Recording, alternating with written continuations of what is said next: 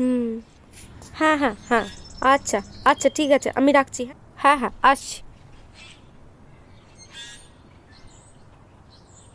হুম। হ্যাঁ, এই তো বেরোলাম। অনেক ওষুধ এক্সট্রা দিয়েছে রে। হুম। ৩-৪টে মতন। বলছে নাকি ইমপ্রুভমেন্ট হচ্ছে না কিছু। এই বয়সেই যদি এরকম হতে থাকে তাহলে বয়সকালে কি হবে রে?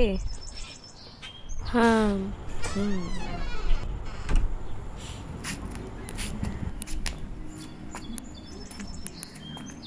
ঠিক আছে, রাখছি আমি এখন, হ্যাঁ? হুম। না, না, এই বেরিয়ে যাব। রিক্সাটা এখনো অবধি আসেনি।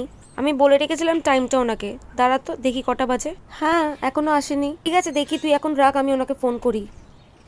হ্যাঁ, হ্যাঁ। হুম।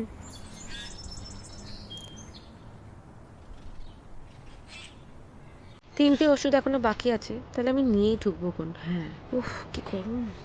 আহারে, মেয়েটা ঘামছে, একটু আঁচল দিয়ে মুছিয়ে দিই।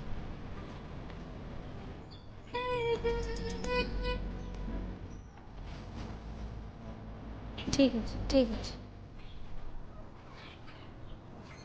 আপনার বিয়ে হয়ে গেছে? হুম।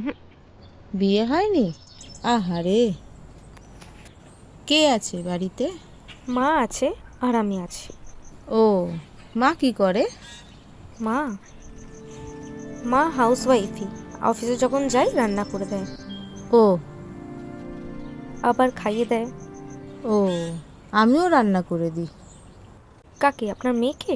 হ্যাঁ, হ্যাঁ, হ্যাঁ, হ্যাঁ। ও, কি সুন্দর। মেয়েকে রান্না করে দেয় সেটা মনে আছে, কিন্তু কিসে করে এসেছে সেটা মনে নেই। আপনার মেয়ে কত বড়? বাচ্চা ছিল তো, এখন একটু বড় হয়ে গেছে। হুম। কিরম দেখতে?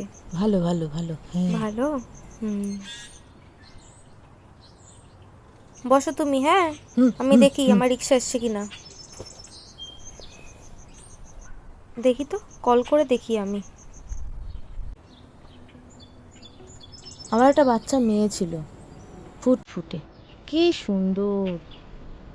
মা, আসো, আমাদের রিক্সা চলে এসছে। আমি হ্যাঁ মা, আসো। যাবো? হুম, আসো। মা ডাক্তার যে এতটা ক্ষমতা আছে সেটা না ডাকলে হয়তো বুঝতাম না। যেই মানুষটা কিছুক্ষণ আগে পর্যন্ত এক অচেনা ভাবে আমার সাথে কথা বলছিল, এক ডাকে সেটা বদলে দিল। সেটা হলো মা। মা, আসো মা।